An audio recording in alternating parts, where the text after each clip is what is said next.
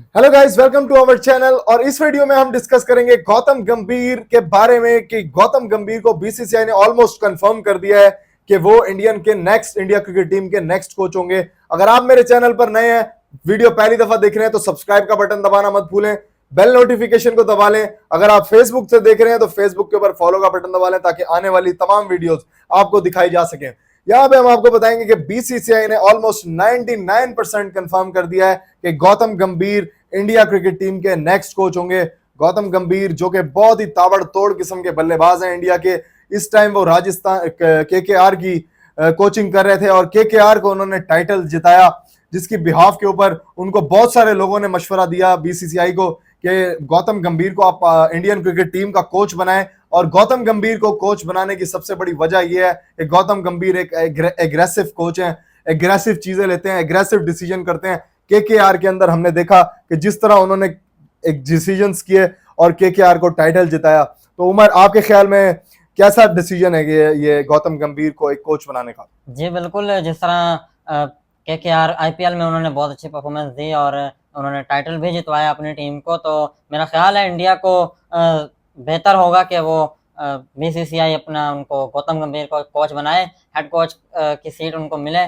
और जिस तरह भी इंडिया क्रिकेट खेल रहा है उनको कोचिंग की इतनी ज़रूरत नहीं है, लेकिन गौतम गंभीर जिस तरह के क्रिकेटर रहे हैं, जिस तरह की वो कोचिंग कर रहे हैं, जिस तरह का उनका माइंड सेट है, उस तरह जिस तरह इंडिया की जो गलतियां हैं वो दूर करने में गौतम गंभीर बहुत ज्यादा मदद देंगे। यहाँ पे मैं आपको ये भी बताता चलूं कि रोहित शर्मा ने काफी ज्यादा राहुल द्रविड़ से ये बात की थी कि आप जो है कोचिंग ना छोड़ें, लेकिन रोहित शर्मा आपको राहुल द्रविड़ इस चीज पर कायम रहे कि नहीं, मुझे इंडिया की coaching after the world cup छोड़नी है।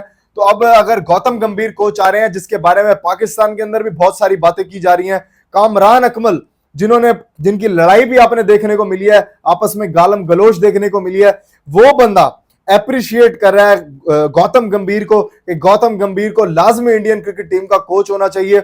और कोच होने के साथ साथ उन्होंने कहा कि इंडिया के बॉलिंग कोचेस के बारे में भी उन्होंने नाम लिए हैं। कामरान अकमल ने उन्होंने कहा कि आशीष नेहरा बॉलिंग कोच होने चाहिए और बैटिंग कोच आपके उन्होंने अलग से नाम दिया है उसका। तो इस तरह से बेहतरीन किस्म की इंडिया के क्रिकेट टीम के पास स्ट्रेटेजी है कि वो स्ट्रेटेजी गौतम गंभीर को लेकर बनाए, जिसके बाद कामरान अकमल ने इतने सारा अप्रिशिएटिंग वर्ड्स में उनको कहा है, गौतम गंभीर को अप्रिशिएट किया कि इंडिया के कोच होने चाहिए। और आप देखें, अगर इनकी आपस में बड़ी तल्ख इख्तलाफात रहे हैं, गौतम गंभीर और कामरान अकमल के आपस में इनकी लड़ाइयां भी आपको देखने को मिली हैं, लेकिन कामरान अकमल ने जिस तरह अप्रिशिएट किया है तो ये कोई छोटी बात नहीं है। पिछले आईपीएल में 2022 के आईपीएल में विराट कोहली और गौतम गंभीर का भी थोड़ा सा सामने आया था कि उनकी भी लड़ाई हुई थी, लेकिन इसी पिछले आईपीएल 2024 के आईपीएल में उन्होंने एक अच्छे मोमेंट मिले, देखने को मिले। उन्होंने एक दूसरे के साथ सुलह हुई, एक दूसरे से बातचीत की।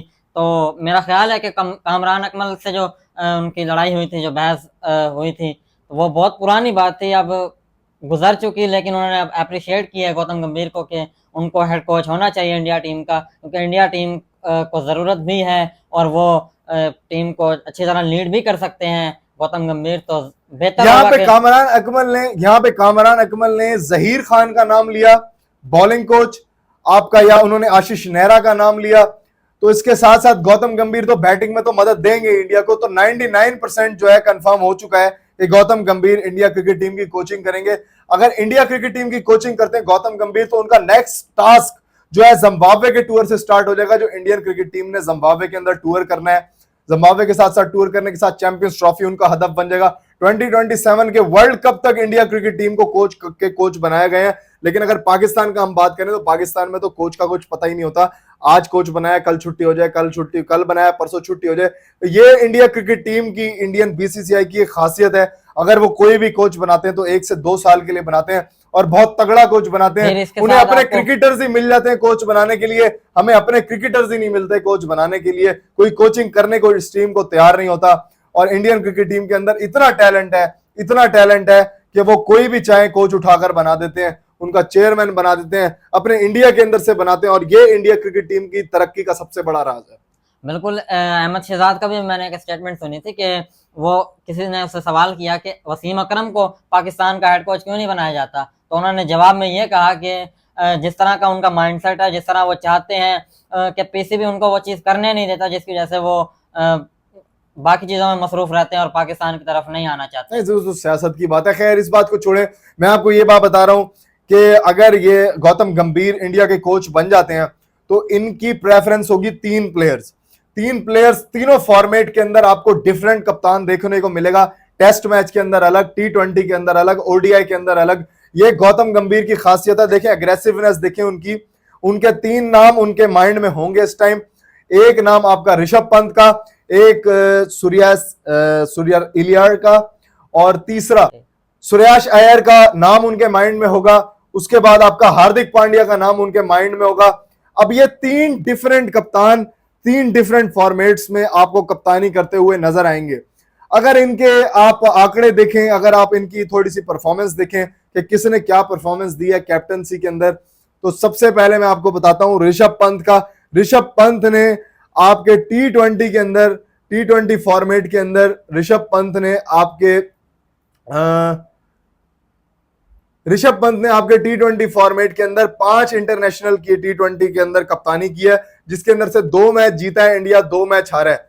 अगर ऋषभ पंत के हम आईपीएल कैरियर को देखें तो इन्होंने 42 मैचेस के अंदर कप्तानी की है, जिसमें से 22 के अंदर इनको विनिंग कॉम्बिनेशन मिला है, जीते मिली है, और 19 इनको लॉसेस मिली हैं। अगर आप हार्दिक पांड्या के ऊपर जाते हैं तो हार्दिक पांड्या ने ओडीआई के अंदर भी इंडिया की कप्तानी की है। हार्दिक पांड्या ने ओडीआई के अंदर ऑलमोस्ट आप कह लें कि 3 ओडीआई के अंदर कप्तानी की है, 2 उनको जीतने को मिले, 1 उनको हारने को मिला है।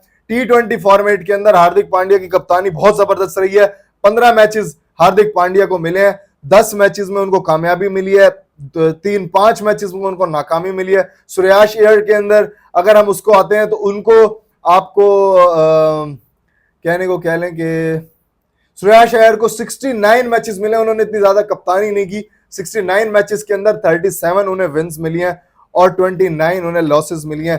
तो ये नाम उनके माइंड में होंगे गौतम गंभीर के, अगर वो इंडियन क्रिकेट टीम को आगे लेकर चलेंगे। अब जिम्बाब्वे का टूर आ रहा है तो मोस्ट प्रोबेबली बड़े खिलाड़ी, सीनियर्स खिलाड़ी तो नहीं जाएंगे, और सुनने में ये भी आ रहा है कि विराट कोहली का और रोहित शर्मा का ये आखिरी वर्ल्ड कप होगा, तो ये उसके बाद रिटायर हो जाएंगे। तो क्या रिटायर होने के बाद चैंपियंस ट्रॉफी नहीं खेलेंगे? नहीं, मेरा नहीं ख्याल कि ये चैंपियंस ट्रॉफी खेलेंगे, या शायद खेलेंगे चैंपियंस ट्रॉफी। मेरे एक न्यूज आई थी जिसमें ये बताया गया था कि जसप्रीत बुमराह, रोहित शर्मा, विराट कोहली ये ओडीआई और टेस्ट को ज्यादा प्रेफर कर रहे हैं कि आगे। लेकिन अगर सुनने में यार ब्रॉडकास्टर्स ये डिमांड कर रहे हैं कि 2020 की फॉर्मेट में आपका जो चैंपियंस ट्रॉफी है उसको खिलाया जाए, तो यहाँ पे अगर खेलते हैं तो उनके लिए जगह काफी बनना मुश्किल हो जाएगी, क्योंकि हो सकता है मोस्ट प्रोबेबली वो रिटायरमेंट का ऐलान कर दें। यानी कि नेक्स्ट कोई टूर्नामेंट में हमें कोई इंडिया की तरफ से नए कैप्टन देखने को मिलेंगे। और गौतम गंभीर जिस तरह की अग्रेसिव उनकी है, आपने देखा है केकेआर को उन्होंने टाइटल लेके दिया है, उसके बाद बहुत सारी सपोर्ट उन लोगों को, इंडियन क्रिकेट टीम की, इंडियन लोगों की, इंडियन फैंस की